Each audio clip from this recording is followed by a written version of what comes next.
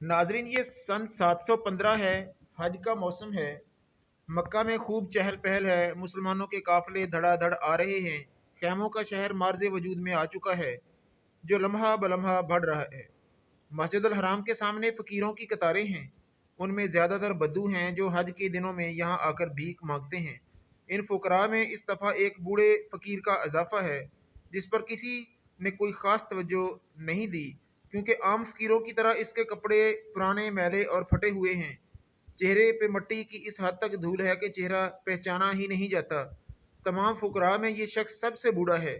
ये बाकी फ़कीरों की तरह भीख की दर्दनाक आवाज़ भी नहीं निकाल रहा, लेकिन इसमें और बाकी फ़ुकरा में सबसे अहम फ़र्क ये है कि इसके पाँव में बेड़ियाँ हैं। हाजी लोग पास से गुजरते हैं, इस फ़कीर को गौर से देखते हैं, एक या दो दिनार निकालकर इसके सामने फेंक देते हैं। एक हाजी साहब सामने आकर खड़े हुए, गौर से देखा, फिर पूछा, चोरी की है? फ़कीर ने जवाब दिया, चोरी की होती तो हाथ कटे हुए होते। तो क्या किसी खातून को छेड़ा है? हाजी ने मजीद पूछा, अगर खातून को छेड़ा होता तो संगसार कर दिया जाता। फ़कीर ने जवाब दिया। हाजी ने फिर पूछा, तुम्हारा नाम क्या है?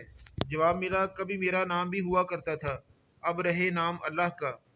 तो फिर आप कौन हैं और आपके पाँव में बेड़ियाँ क्यों हैं? हाजी ने फिर पूछा। फ़कीर ने जवाब दिया, मैं अमीरुल मोमिनीन शाह सलमान बिन अब्दुल मलक का कैदी हूँ। इतनी देर में बर्बर कबीले के दो हाजी आए और फ़कीर के सामने बैठ के फ़कीर एक सदा लगा रहा था, व तो इज़्ज़ु मन तशाओ व तो ज़िल्लु मन तशाओ। ये दोनों अपने अपने कबीले के सरदार थे। थोड़ी देर बातचीत के बाद एक हाजी ने फ़कीर की थोड़ी ऊपर करके कहा, तुम अमीर मूसा बिन नसैर हो। ये सुनकर मूसा की आंखों में आंसू निकल पड़े। इनमें से फिर एक बोला, हमने तो ये सुना था कि अमीरुल मोमिनीन ने तुम्हें कैद कर रखा है, लेकिन ये नहीं पता था कि तुम बकारी बन चुके हो। मूसा ने जवाब दिया, मुझे अमीर सलमान यहाँ लाया है कि भीख मांग कर इसे 2 लाख दिनार पूरे कर दूँ। इनमें से फिर एक बोला, अमीर मूसा, आप हुक्म करें, हम शाह सलमान के खिलाफ बगावत कर देंगे। हमारे कबीले के लोग दिनारों के ढेर लगा देंगे। अगर ज़रूरत पड़ी तो हम अमीर सलमान को कत्ल भी कर सकते हैं। लेकिन मूसा ने इन तमाम बातों से मना कर दिया। अमीर सलमान के मुखबिर मौका पर मौजूद थे। वो फौरी तौर पर इन्हीं पकड़कर अमीर के पास ले गए। इसके बाद इनका कहीं पता नहीं चला। मूसा बिन नसैर का ख़ानदान बुनियादी तौर पर तो ईसाई था। ये एक किस्म का खाना बदोश कबीला था, जो शाम में दरियाए फ़रात के मशरक़ी किनारे रहाइश पजीर था। जब मुसलमानों ने ये इलाके फ़तह किए तो मूसा के बाप को कैदी बना लिया गया। वहाँ अब्दुल अजीज़ नामी एक शख्स उसका नया मालिक था। वो इतना मुतासर हुआ कि उसने आज़ाद कर दिया और उससे दोस्ती कर ली। मूसा की परवरिश अब्दुल उमर बिन अब्दुल अजीज़ के साथ हुई। वहाँ से ये ख़ानदान गवर्नर मिस्र अब्दुल अजीज़ बिन मरवान के पास पहुँचा, जिसने मूसा को अफ्रीका में गवर्नर मुकर्रर कर दिया। मूसा बेहतरीन गवर्नर साबित हुआ। लोग इसकी कारकर्दगी और हुस्न सलूक से मुतमिन और खुश थे।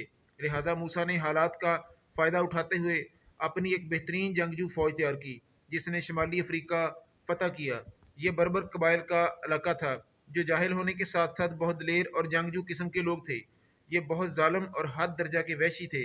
लफ्ज़ बर्बर, बर्बरियत, इस लफ्ज़ से ही अखज़ किया गया है।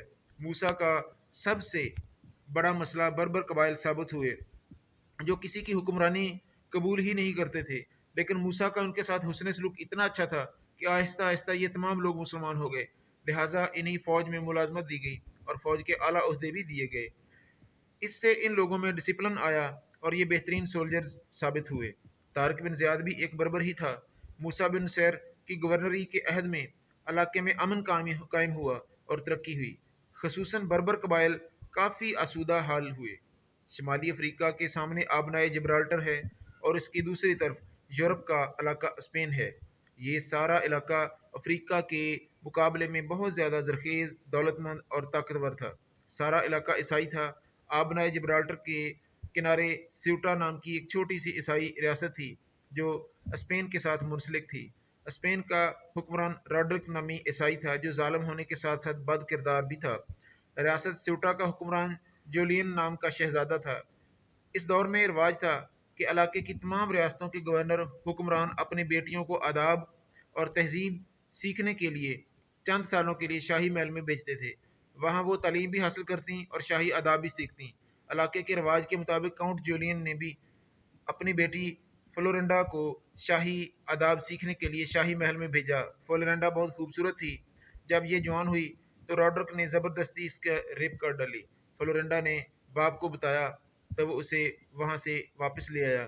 کاؤنٹ جولین اپنی بے عزتی پر سخت غصے میں تھا۔ اب وہ ہر حال میں راڈرک سے بدلہ لینا چاہتا تھا، لہذا جولین نے مسلمان امیر کو اسپین پر حملے کی ترغیب دی۔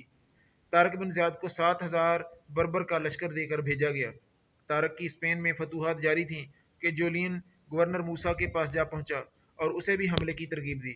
موسیٰ 12,000 کا لشکر لے کر اندلس پر حملہ آور ہوا اور فتوحات در فتوحات کرتا ہوا فرانس تک جا پہنچا۔ عین ممکن تھا کہ فرانس بھی فتح ہو جاتا کہ امیر المومنین خلیفۃ المسلمین جناب ولید بن عبد الملک نے موسیٰ اور طارق دونوں کو واپس بلا لیا۔ موسیٰ بن نصیر اور طارق بن زیاد بہت سا مال غنیمت ساتھ لا رہے تھے، جن میں ایک سونے کا میز بھی شامل تھا، جس کے متعلق کہا جاتا ہے کہ یہ میز حضرت سلیمان علیہ السلام کی ملکیت تھا۔ مال غنیمت میں بہت سی خواتین بھی شامل تھیں۔ جو ہی یہ آبنائے جبرالٹر عبور کر کے دمشق کی طرف روانہ ہوئے تو خلیفہ عبد الملک سخت بیمار ہو گیا، لہذا خلیفہ کا بھائی سلمان بن عبد الملک جو حکمرانی کے خواب دیکھ رہا تھا نے موسیٰ بن نصیر کے پاس ایک قاصد بھیجا کہ مال غنیمت خلیفہ ولید کے حوالے نہ کیے جائے اور چند دن صبر کریں۔ موسیٰ اور طارق نے یہ خلیفہ سے غداری سمجھ کر سلمان کی بات ماننے سے انکار کر دیا۔ دونوں حضرات نے مال غنیمت خلیفہ کے حوالے کر دیا۔ خلیفہ ولید بن عبد الملک سخت بیمار تھا، چند دن بعد فوت ہو گئے۔ وہ اپنے بیٹے کو اپنی جگہ نامزد کرنا چاہتے تھے، مگر بیماری نے انہیں ایسا کرنے کی فرصت ہی نہ دی۔ خلیفہ کے بھائی سلمان نے فوری طور پر اقتدار سنبھال لیا اور تمام سرکردہ مسلمانوں کو دمشق جیل میں ڈال دیا۔ موسیٰ بن نصیر کے خلاف خصوصی عداوت دکھائی، اسے قید میں سخت اذیتیں دیں۔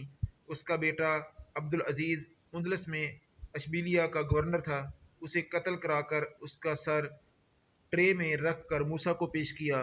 اس پر بھی خلیفہ سلمان مطمئن نہ ہوا تو موسیٰ کے پاؤں میں بیڑیاں ڈال کر حج کے دوران مکہ لے گیا اور اس سے بھیک منگوائی۔ بالآخر اذیتیں سہ سہ کر دمشق کی جیل میں اسلام کا یہ عظیم سپہ سالار 716 میں مالک حقیقی سے جا ملا۔ یہی حال طارق بن زیاد، محمد بن قاسم اور دیگر فاتحین کا ہوا۔ ناظرین، کمنٹ باکس میں ویڈیو کے متعلق اپنی رائے کا اظہار ضرور فرمائیں۔